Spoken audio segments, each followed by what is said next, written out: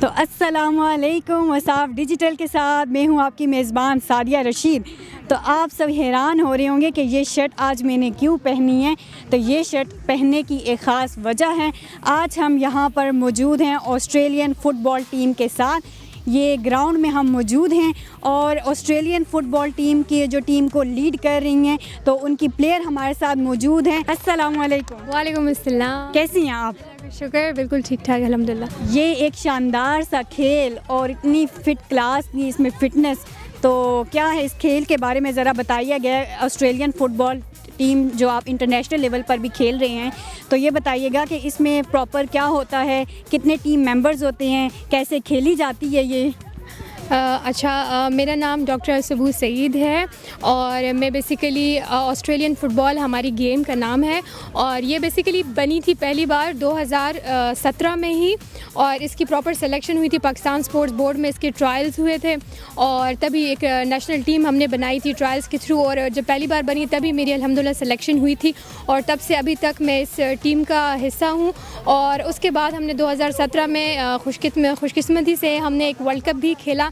पाकिस्तान की हिस्ट्री में अभी तक एक ही वर्ल्ड कप है जो वुमेन टीम खेल पाई है और वो 2017 का था और वो हमने ऑस्ट्रेलिया मेलबर्न में खेला था। और ना सिर्फ पाकिस्तान से बल्कि एशिया से हमारी वो पहली वुमेन्स टीम थी जिन्होंने पार्टिसिपेट किया था। सॉकर और ऑस्ट्रेलियन फ़ुटबॉल में काफ़ी डिफरेंसेस हैं। जैसे सॉकर जो है वो हम सिर्फ पैर से खेलते हैं, ठीक है, लेकिन ऑस्ट्रेलियन फ़ुटबॉल में ये क्या हाथ अलाउड है। हम एक दूसरे को पास दे सकते हैं, उसे हम हैंड पास कहते हैं। इस तरह करके आप हैंड पास दे सकते हैं, दैट्स अलाउड। उसके अलावा सॉकर में ज़्यादा कैच वगैरह नहीं कर सकते, उसे हम कहते हैं मार्क ना।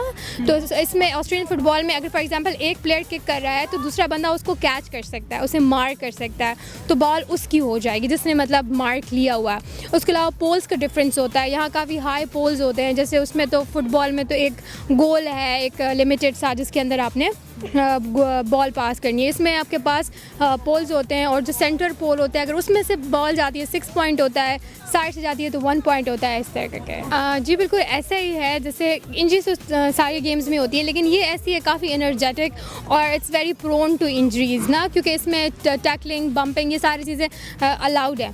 तो ये कि हाँ ये भी है और इंजरीज होती रहती है। अभी मेरा हाथ भी आपको नज़र आ रहा होगा, ये भी ड्यूरिंग ट्रेनिंग ही टैकल करते हुए मुड़ गया था।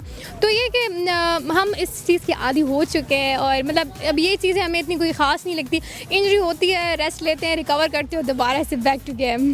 ठीक हो गया, ज़बरदस्त, दैट्स ग्रेट।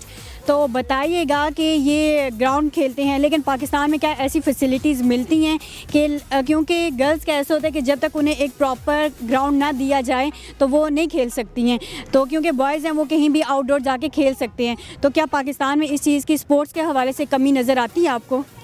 जी बिल्कुल, पाकिस्तान में जैसे कि बाकी सारे स्पोर्ट्स में भी है ये मसला है, लेकिन ये कि इस स्पोर्ट में ख़ास तौर पे क्योंकि न्यूली इंट्रोड्यूस्ड गेम है और फिर ख़ास तौर पे गर्ल्स के लिए, जैसे कि बाकी शोबों में मसले मसाइल हैं, रिसोर्सेज़ की लिमिटेशंस हैं, तो गेम में तो ऑफ कोर्स काफ़ी ज़्यादा है। अब इसमें भी हमें काफ़ी रिसोर्सेज़ और फंड्स की ना कमी होती है। इससे पहले पिछले साल भी हमारा एशियन टूर्नामेंट आ रहा था, तब गर्ल्स और बॉयज़ के हमने कैंप्स लगाए थे, 4 महीने हमने उसकी ट्रेनिंग वगैरह भी की, लेकिन due to limitation of resources और फंड्स हम नहीं जा पाए।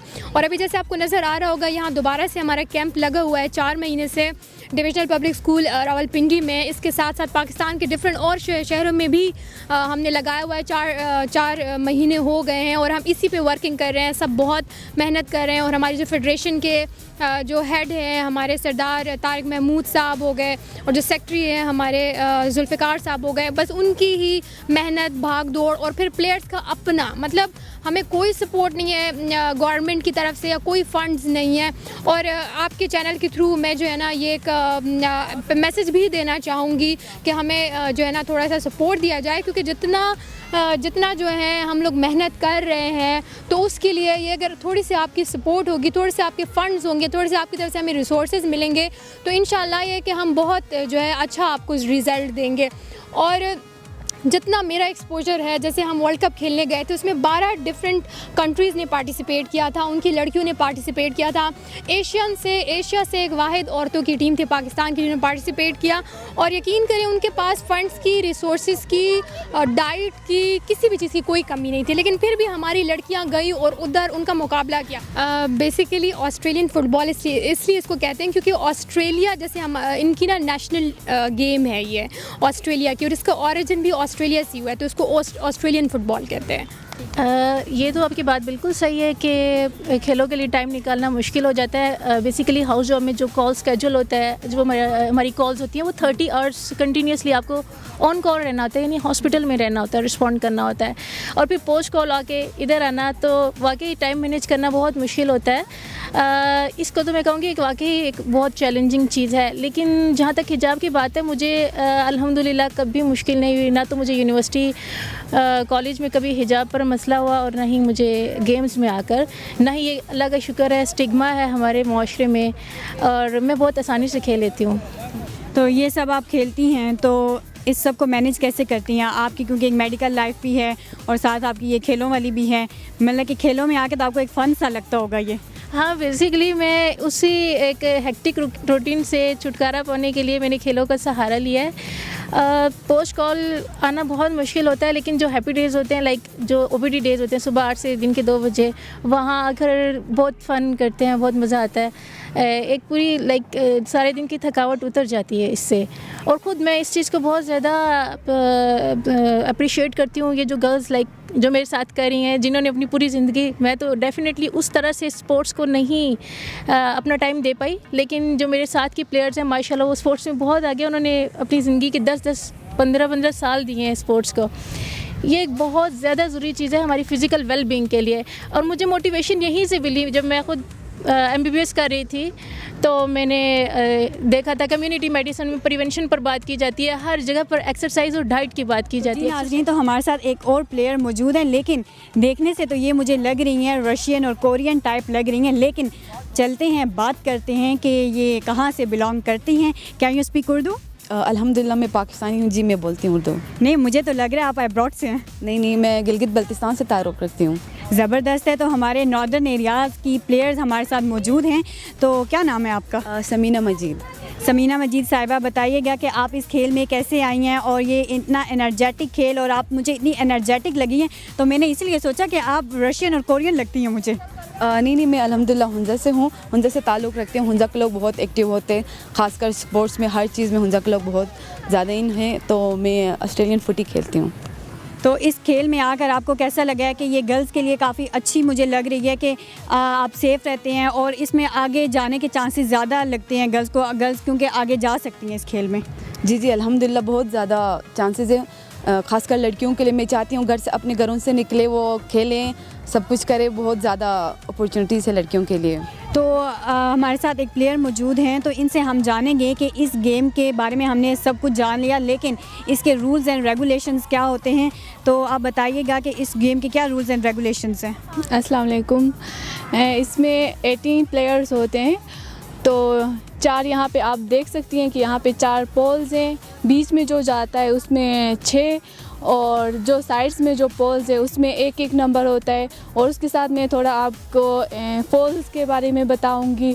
इसमें ये होता है कि आप शोल्डर से ऊपर टेगल नहीं कर सकते हैं, अगर टेगल करना पड़ा तो शोल्डर से नीचे, टेगल शोल्डर से ऊपर करें तो वो फॉल होता है। और जो किक होता है हमारे जो अपोनेंट जो प्लेयर्स होते हैं उनको दिया जाता है, और इसके बाद हम उनको किक करते वक्त अपना हाथ नीचे ज़मीन के ऊपर टच नहीं कर सकते हैं, और इसमें ज़्यादातर इंजरीज़ वगैरह होते हैं। तो जैसे इन्होंने रूल्स एंड रेगुलेशंस बताए हैं इस गेम के, रूल्स एंड रेगुलेशन सुन के तो मुझे लग रहा था ये काफ़ी कठिन किस्म की गेम है, तो मुश्किलात पेश आती हैं इस गेम में? जी, बहुत सारे। सबसे ज़्यादा फुटी में यानी ऑस्ट्रेलियन फ़ुटबॉल में इंजरीज़ बहुत ज़्यादा होते हैं। लास्ट टाइम हमारे प्लेयर के साथ 2 प्लेयर्स जो अच्छी खेलती थी उनके साथ भी ऐसा हुआ है। उनका एक लड़की का बैक इंजरी हुआ है और एक का फुट इंजर हुआ है। अब वो लोग नहीं खेल सकते, इसमें ज़्यादातर टैकल वगैरह इंजरीज़ वगैरह ज़्यादा होते हैं। तो जी नाजरीन, तो हमारे साथ ऑस्ट्रेलियन फ़ुटबॉल टीम के जो सीनियर कोच हैं इरफान खान साहब, वो मौजूद हैं, उनसे हम बात करते हैं। तो अस्सलामु अलैकुम। वालेकुम अस्सलाम। कैसे हैं सर? बिल्कुल ठीक ठाक। सबसे पहले तो ABN का बहुत शुक्रिया, आप लोग इधर आए और हमारा जो गेम है तो आप लोगों ने आपका इसलिए शुक्रिया कि आप लोग इसको पूरी दुनिया में दिखा देंगे, तो आप लोगों का इसलिए बहुत ज़्यादा शुक्रिया। तो बहुत बहुत शुक्रिया, आपने हमें टाइम दिया। ज़रा ये बताइएगा कि ये प्लेयर्स हैं, गर्ल्स टीम है, तो इनकी ट्रेनिंग कैसे करते हैं आप?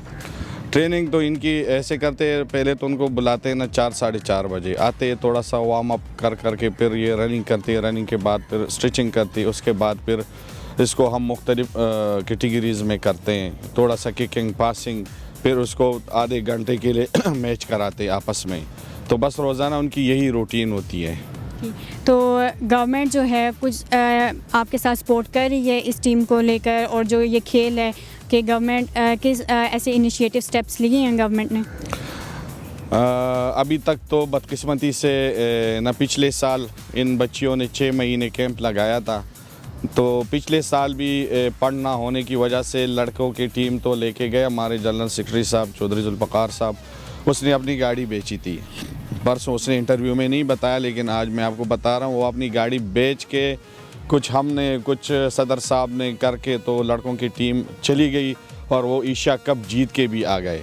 लेकिन बदकिस्मती से ना उस टाइम की गवर्नमेंट ने कोई उस पर एक्शन लिया, ना आज की जो गवर्नमेंट है जो इतने पैसे दड़ादड़ दे रहे हैं, स्पोर्ट्स में खर्च कर रहे हैं, लेकिन इस टीम को अभी तक फिर भी कोई वही लड़के के पास भी टिकटों का मसला, लड़कियों के पास भी टिकटों का मसला। हम कभी एक जगह जाते हैं, कभी दूसरी जगह, कभी एक तरफ कभी दूसरी तरफ, के कहाँ से हमें स्पॉन्सर मिले।